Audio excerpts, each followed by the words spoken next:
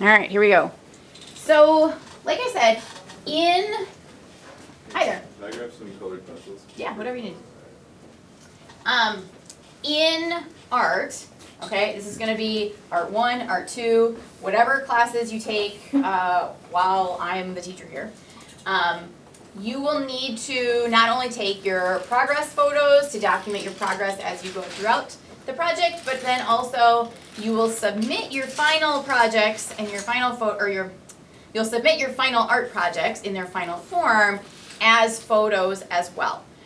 So you'll need to take photos of your artwork for any sort of application throughout all of your art classes. So we're going to very quickly go through kind of the do's and don'ts of how to do that. This will cover how to do that at home and at school as well. And in that way, any photos that you take moving forward should theoretically be better and should be of good quality so that when you have them, they're portfolio quality and you can use them for a wider variety of things. Okay? So if you are at home, if you are photographing your artwork, and this started like during COVID times when people were all at home, right? Although people have been photographing artwork for many, many years, far before COVID. But ideally, outdoor light is going to be your best light if you are at home. Okay? Outdoor light is always going to be better than indoor light because there's just more of it. And whenever you can get more light on your artwork, that's better because your camera doesn't have to work as hard to brighten the exposure, and therefore the quality of your photo is going to be much, much better. Okay? So for example, even if your phone has like a really crappy little camera on it, you can still get good photos if your light is very good. Okay? So ideally, first you want to get good light. If it's sunny outside, you want to find a shady spot where the shade is very even. So probably not under a tree because then your shade and your light would be kind of like spotty and that would be uneven on your artwork. Okay? So if it's sunny, you want a nice even spot of shade. If it's cloudy, that's ideal. That's perfect because the light is much more even on cloudy days and in cloudy environments. So then pretty much you can photograph your work anywhere if it's cloudy. Okay? The biggest thing here, pay attention to this one. You want to prop your artwork vertically, meaning like against a wall or against a corner, something where your artwork can be vertical, up and down like a wall.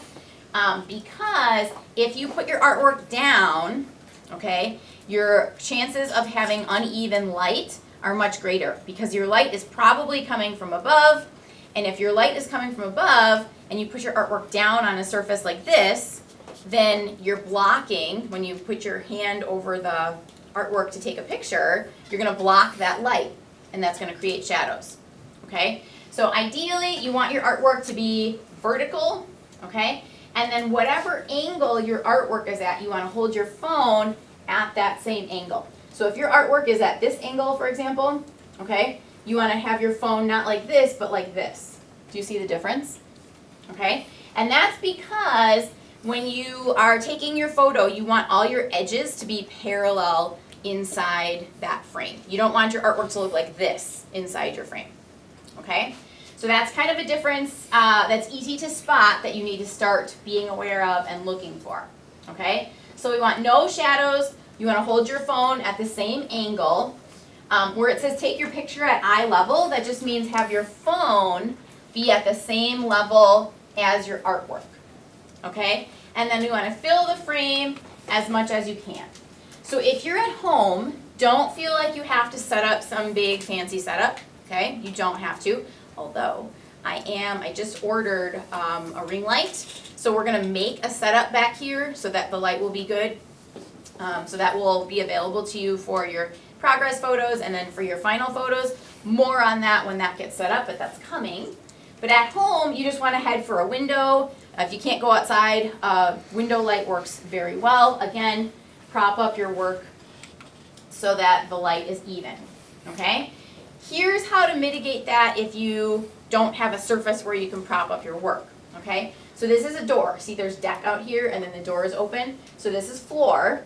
So this artwork is on the floor because the light is coming from the side. Okay? If the window or the door wasn't here and it was coming from like ceiling light, then that would create a shadow because your device would be blocking the light from the ceiling light. Does that make sense? Okay? So this is what it would look like inside the camera, where the light on the artwork is even. And then before you take that photo, this is super important, you want to get your phone close so that it fills the frame, okay? We don't want to cut anything off of that artwork, so it's okay if you have extra on 2 sides or on 1 side, but you should not have extra on all 4 sides, okay? So if you're noticing that, you need to zoom in closer, and when I say zoom in, I mean actually move your phone closer, okay? Because if you just pinch to zoom, then you're removing pixels. You're cutting off pixels from your image file, and that's going to reduce the quality, okay? We don't want to sacrifice any pixels. We want all the pixels, okay? So here are some things we want to avoid. If your work is painted, okay, this won't happen with like your word art, but once we start getting into paint, paint has like some shine to the surface. Sometimes it can be a little bit glossy. So if you're getting a glare, then you need to adjust your angle so that that glare goes away, because obviously a picture of an artwork with a glare is going to make your artwork look worse than the way the artwork was originally painted, which is without a glare. And the goal of our photographing here is to make a photo that captures as much detail and as much accurate detail about that artwork as possible, okay? So that obviously would not be what the artwork looks like in real life, so we would not want to have that glare. Same thing with this one. Down here it's not so bad because it's on like a table, and so we see like a nice clean border, but back here there's too many visual distractions. So it's almost like visually, it almost looks like it's part of this work, okay? So you want to make sure that you're using a wall, or maybe hang a towel or a sheet or a pillowcase or something behind it to block out those visual distractions. And then this is going to be today what we look for, and I want you to be really picky when you look for this. This is kind of one of the biggest offenders I see when people submit their photos. This is the shadow that you get when you put your artwork down horizontally, and then you hold your phone or your camera over the top, and it creates that shadow. Okay, so this is what we're going to be looking for today when we do our practice photos. That is not going to cut it because it changes the values of the work, meaning the lights and the darks. Okay, does that make sense? Okay, so when you use your phone or your camera, we want to make sure that your flash is off. So we're using the ambient light of the area. We don't want filters, so we don't want to change the look of the artwork. We want the artwork to match as close as possible as what the artwork really looks like in real life. And then you should be taking more than one, because that way when you go back through, if one is out of focus or if one is a little bit crooked, you have other options that you can choose from that you are already taking at the original time versus having to like go back and set it up again and do it again. Okay, does that make sense? Okay, so here's some do's and don'ts. We don't want to take it where the artwork is at an angle, okay? So watch out for stuff like the edges not being parallel to the frame of the camera viewfinder. Okay, same thing with this. We have 2 parallel edges here, but the other 2 are not parallel. So if this was the case, you would need to move your phone up so that these would straighten out, okay? We also want to avoid having it be crooked. So if you are somebody that has trouble kind of lining things up, you might want to turn on your grid and your grid lines inside your camera app, so that way it's a little bit more easy for you to see when things are straight. And then before you snap that photo, move the camera closer so that it fills at least 2 edges, okay? Now we don't want to cut off anything, but we want to get it just close enough where we can see that we're right up against those edges, and then the rest you can crop off. So at most, you should only have to crop off 2 sides. Does that make sense? That's very, very important. Okay, so again, before you take the picture, you're going to move closer to fill the frame without cutting off anything, okay? And then once you have that, then you can crop. And this is a good crop, so we want to be able to see where those edges are, okay? Because that will lend to being able to see your craftsmanship and things like that.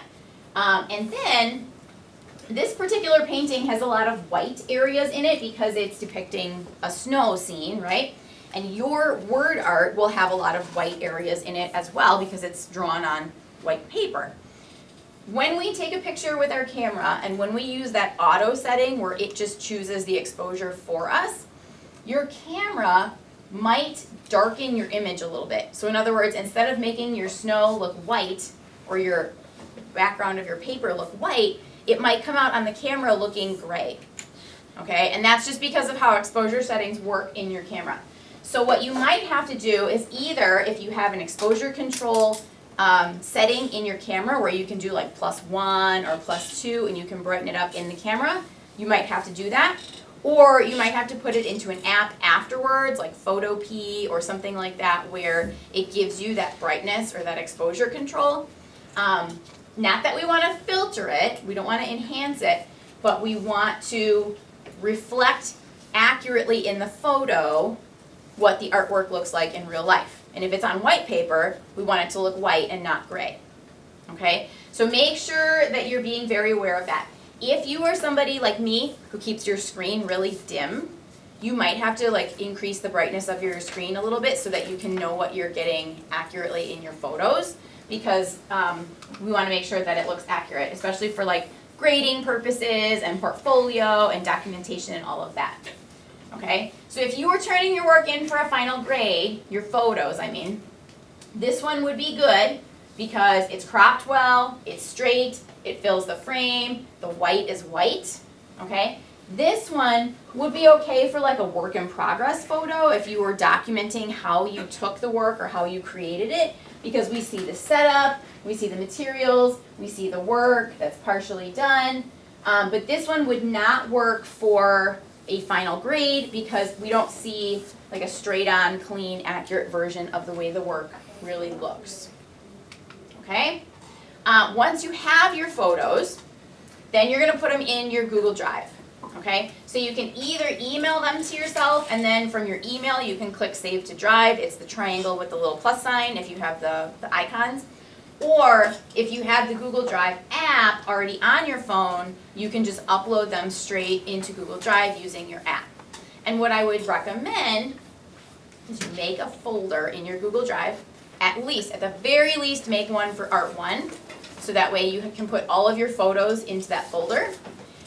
What I would suggest even in addition to that would be to make a separate folder inside your Art 1 folder for each project. So you might have an Art 1 folder, and then in there you would have a Word Art folder. And that way all of your process photos for Word Art and then eventually your final photo for Word Art will all go in that folder. That way you can find them easily, it's organized, you can pick your best ones.